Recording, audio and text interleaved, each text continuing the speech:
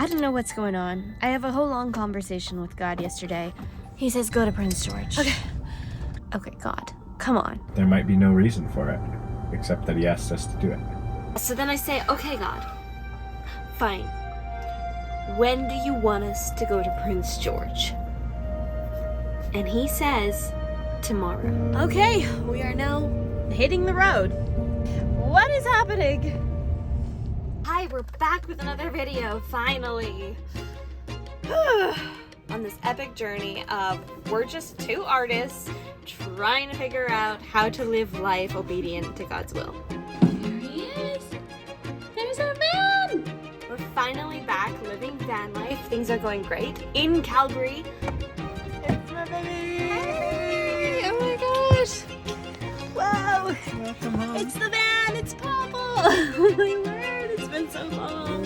It's audition season for theater right now, so we gotta bust our butts and submit for everything. Financially, we're looking for jobs, so we're very excited when a job offer comes through for Joel to be working like carpentry for film. It's a great gig, pays really, really well. I don't know how I feel about this. I feel crazy. So Joel comes up to me and he's like, hey, I would love to go to Prince George sometime and see my family. Becca doesn't want to go. Yeah, so Joel says, can you at least pray about it, Becca? And I go, okay, fine. I'll pray about it. I have a whole long conversation with God yesterday, which is like the first long conversation I've had with God since I was literally like 14. I come to the back of the van, because I'm not a liar, and I pray. I say, okay, God, like, we got this job offer. Thank you very much. Can we take it? And, you know, Joel wants to go to Prince George. I feel absolutely crazy. You want to know how God talks to me? It's like this quiet, small, still voice. It's like a little drop in. It feels like a drop in of an idea, okay? This thought sort of materializes, and I know what it is before it even has words to it. I don't know. It's difficult to explain. See, I sound crazy. And then he says, yes, I want you to go to Prince George. I say, what about the job offer? He says, forget it. I say, oh God, what about income? He says, I will provide it. Because I'm very, very confused. I don't think we are confused. I think we are resistant. Like, should we just leave right now? The confusion comes in when our will is stronger than our obedience. So I'm frantically trying to pack up everything and I just keep hearing, just let it go. Don't worry about it. Don't worry about having the right stuff with you. Don't worry about organizing anything. Just hit the road. We're driving and we didn't prepare anything. Usually we like to listen to books and podcasts. I was just like, you know what I feel like? I feel like Crossing the Switchblade. I read that when I was a teenager, like 15 years ago. The whole first third of the book is just God randomly telling this guy who lives in a rural community, he's like, go get in, hop in your car and drive to New York City.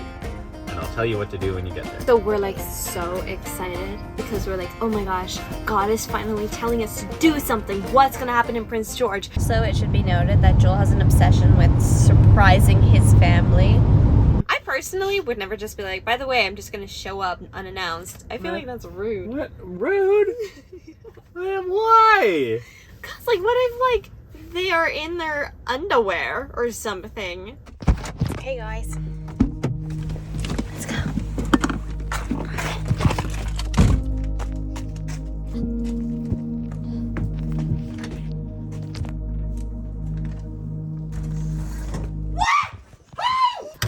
No way! Sorry, I didn't know your reaction. Hi. Were you surprised when Bekah and Joel showed up? Yes. Yes, I was. I'm pretty sure I screamed. I was so surprised and so happy. It was like a special gift. So we show up, and like, it's just super normal life for them. They're all busy with their things. As of late, our family has been somewhat preoccupied by a number of fairly significant events upcoming. Well, I'm finishing off a whole bunch of houses and trying to get down to half time so I can semi-retire. The primary remaining one being the wedding of my youngest brother, Riley. And of course we're getting ready for Passover, which is a huge thing. Everyone's got their own thing going on. They're It's all- not like they were expecting us. They're all busy with life, doing their own thing. Like, we totally throw a whole wrench into all their plans, just being like, and we're here, what's God gonna do? And they're like, we just got life to live. Can you chill? They were happy we were They there. were happy we were there, absolutely. But nothing happens. And so I start to freak out. I'm thinking to myself, I didn't hear God. I'm going, God, I need to know if this is your voice. So I start getting really serious. I say, okay, God, I have committed that every single day I will pray for half an hour at least, straight. No interruptions, no distractions, just you and me, God. We're gonna pray. I don't know why God told us to come to Prince George. Back in Saskatchewan, a family friend of ours is struggling. They're the dad of the household. They have like 8 kids, I think. He gets really, really sick. These are some of the things that my friend is dealing with. Septic shock, kidney failure, liver failure, myocardial infarction. Myocardial infarction. That's a heart attack. Oh, goodness. COVID pneumonia, huge infected clot, gut failure with C. diff, bleeding, anemic. So having been a paramedic, when I read this, I was like, that is pretty much a hopeless cause. So of course, in my half-hour sessions, I set aside time to pray for this family. And the posts that she's posting on Facebook are like, the doctors called the kids in to say goodbye. Well, the next day... So I was just doing the laundry and I felt God say very clearly and very strongly that he was gonna heal a friend of mine who right now is really struggling with health. And I get really angry. I'm like, God, do not tell me that you're gonna heal him. It's like, go share it with the whole world. I'm gonna heal him. And I'm like, I'm not doing that. But I do tell Joel. And Joel just looks at me like,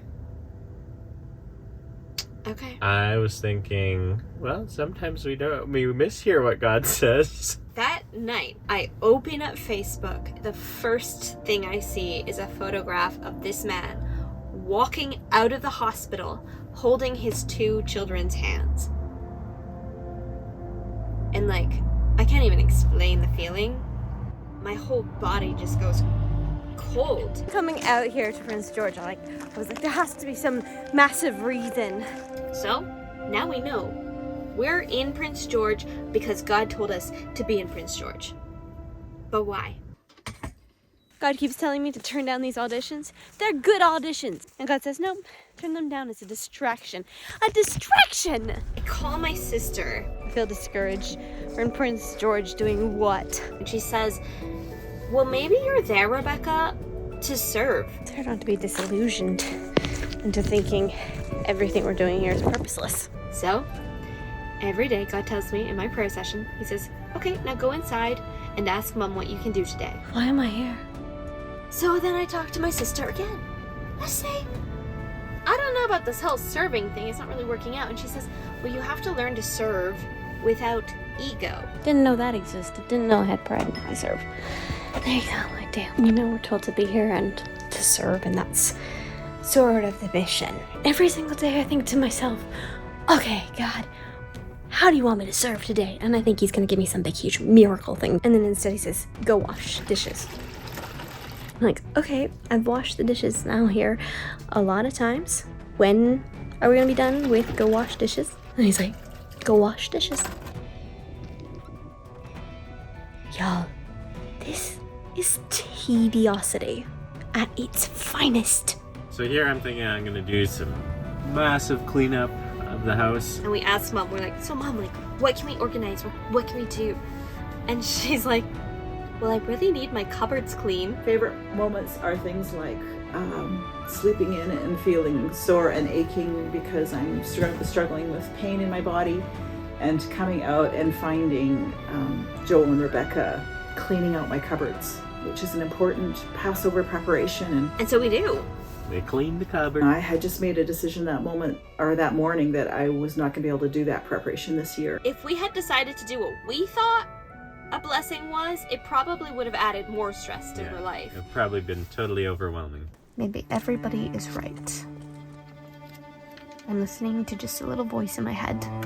I'm praying every single day, and I'm just like so excited because I'm like, I'm hearing God's voice. I feel like a disillusioned person. And then one day, I don't get my period. Okay. Which is very rare for me. My period is like clockwork. Yeah, so it's like 8 months straight. Not a day off. Into the pregnancy story, which is not a story I wanted to share ever. I'm like 2 days late now. I'm wondering if I should just take a period test just to put my own mind at ease. I don't know how long I'm supposed to be waiting for, and I'm too scared to flip it over, and actually I'm feeling very shaky now. And so I'm like, maybe this is why, God has told us to not do the auditions. Maybe this is why I'm turning down theater gigs, because I'm pregnant. Guys, it would make no sense to be pregnant, that's the thing. It's just that I usually am never late. It's like turning our whole lives into a documentary series, but it's not polished. Okay. I don't know, this feels stupid to be recording. Because I took a pregnancy test this morning and it said no. Then I read that you take a pregnancy test after 6 days of a missed period. So I asked God, I'm like, God, what do you think? Am I pregnant? No, I just feel like I'm hearing God say you are, so. And I hear a voice say yes. Then I hear a voice say no. And then I hear a voice say yes. We'll see. That means we have 4 more days to get through. 4 days late. And by this time I'm like, yeah, I'm pregnant. That day, I get my period. Yesterday was really hard. I think I got to a point where I was so excited that I was hearing God that I disillusioned myself into hearing voices. When I realized I had my period, because I just felt like so ashamed, I guess. I feel horrible. I feel like a liar. I feel like, okay, so I didn't hear God's voice. If I am making this voice up, then why hasn't this voice told me, oh, go back to Calgary and start auditioning for things, because that's what I want to do. It's such a weird feeling because I'm like so relieved because it didn't make sense to get pregnant. We're in a process of learning how to follow him, learning how to live a life of faith, and learning how to trust his voice. I feel like I'm losing my mind. What am I supposed to say? Our goal with this channel is to just be a testimony of being honest with our lives and sharing really honestly and vulnerably about our journey of faith with God. Hey world, today is Passover. So Joel's family is planning this massive Passover event where they're going to have like 100 and some people there. My social anxiety is kicking in because I realize it's going to be a place of 100 people and I don't know hardly anybody except for the family. We're like, well, we'll help out. Be humble in your service. And be humble in our service. Okay, I think we're all set up for Passover. Looks so good. And there are people who, at Joel's family's church that have come up to us, and I start feeling like maybe I should hang out with them and maybe I should start making an effort to get to know people. I just want you to meet my lovely friend Denise. I really think that God has an opportunity to show his beauty through their art, through every aspect of their art that they do. And I really thank you for joining them on this journey. Day after Passover, and I wake up from a dream, and in my dream, God says, it's time to leave, go back to Calgary tomorrow. I realize that I actually don't want to leave. I realized the whole trip was just a blessing for us. Really. Because it's all about his heart, and I see you finding his heart. It had nothing to do with some great big scheme that we're gonna achieve for God, and everything to do with the fact that we get to just be blessed with being with family and being with people and learning how to be humble and serve and what that looks like. Even in service, I think that was for me. I was the one who gained. It's less about what big things am I gonna do and more about what can I learn about the small steps of obedience. Thanks for following along.